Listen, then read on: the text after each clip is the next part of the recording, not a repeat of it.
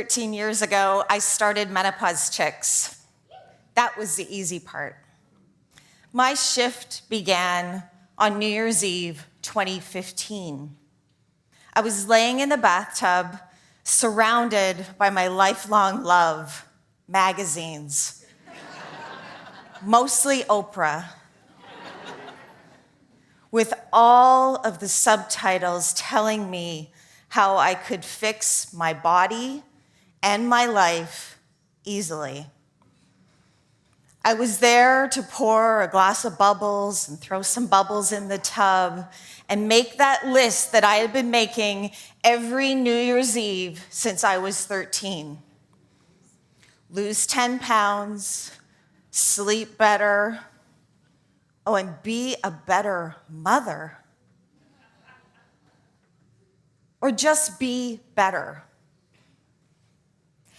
And then I did something that I had never done before. I looked down at my body and I thanked it.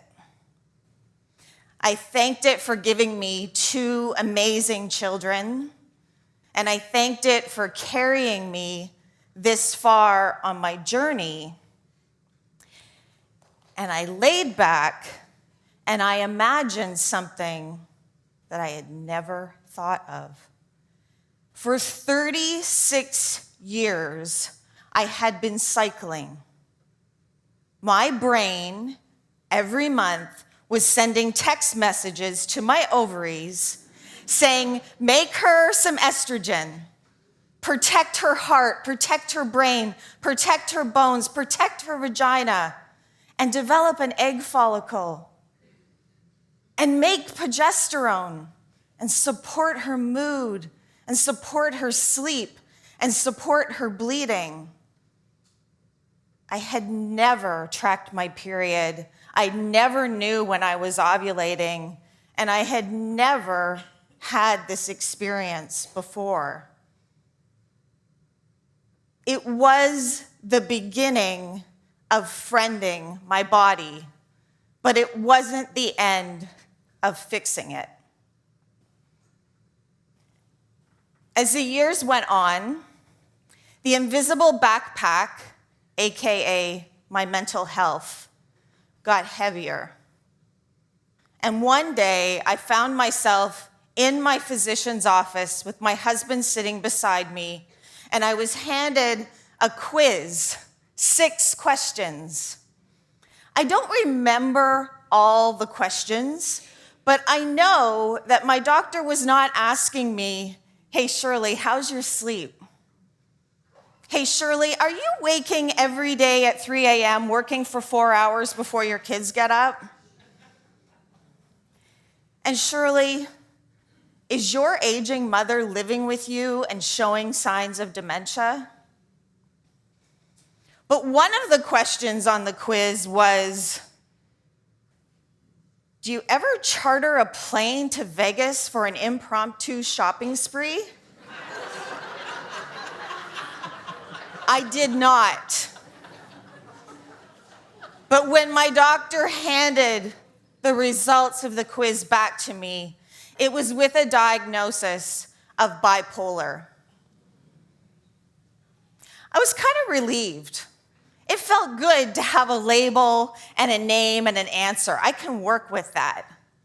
I was also handed a prescription, and I was told that I would be eligible for 30-minute appointments. I left my doctor's office, and I realized that I had kind of lost connection with what was going on in my head and in my body. And I wanted to be curious about whether or not this was the right label for me, whether or not this was the right treatment option, and what else I could explore.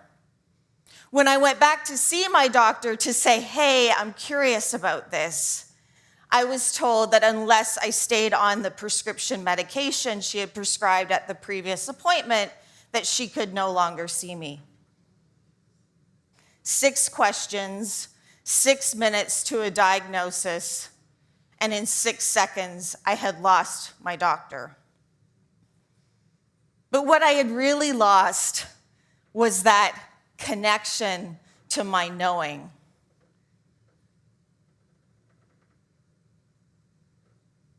I would have to learn or relearn how to friend my body again rather than fix it. Now, we toss around this word midlife as if everybody knows what it is and what it means. But I have a secret to tell you, and that is nobody knows when midlife actually is. It is, though, that space between where we're told what we should think or should do and who we actually are. Midlife is that time where we have to ask, now what? And it was that question of now what that led to the creation of Menopause Chicks.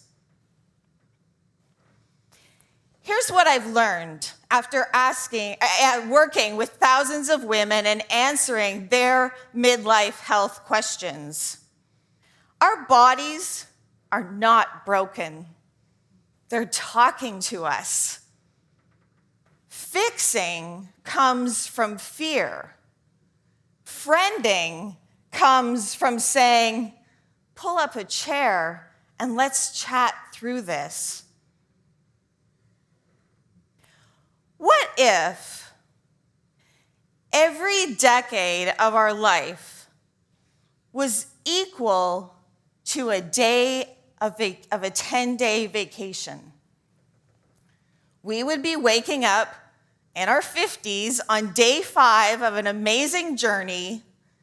We would have recovered from the jet lag. We would have unpacked and we would have found the good coffee.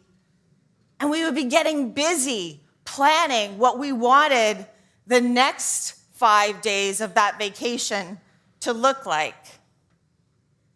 This thought came to me last weekend when I had the opportunity to visit with my friend Irene, who will be 102 on her next birthday.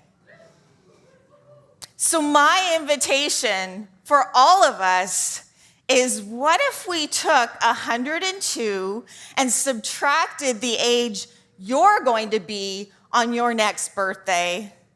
The answer tells us how many more years we have left to plan for.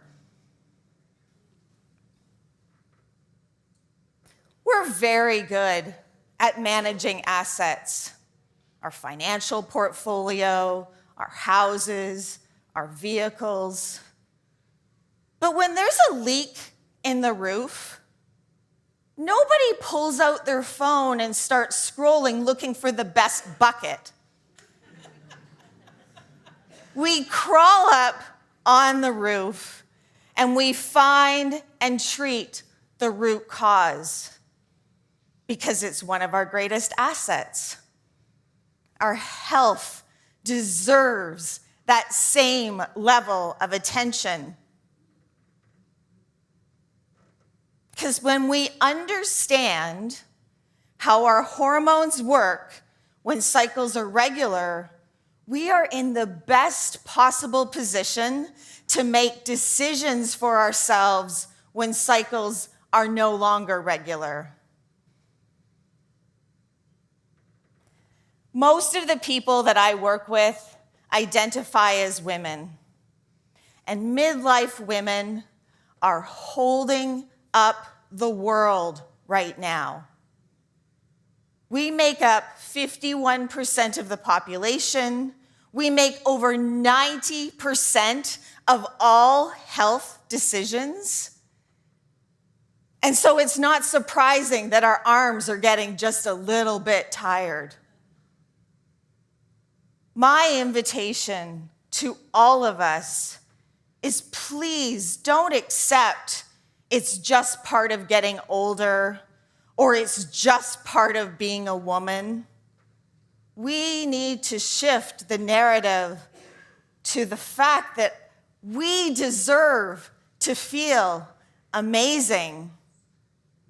And my final invitation to all of us is to go home, get out a lipstick or a marker, and write on your bathroom mirror, "I deserve to feel amazing."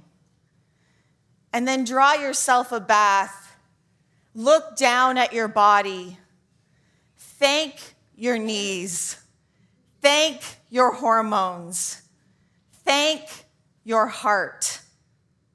And whether you are on day 5 or day 6 or day 7 or day 8 or day 9 or day 10 of this amazing vacation, remind yourself that you deserve to feel amazing. Thank you.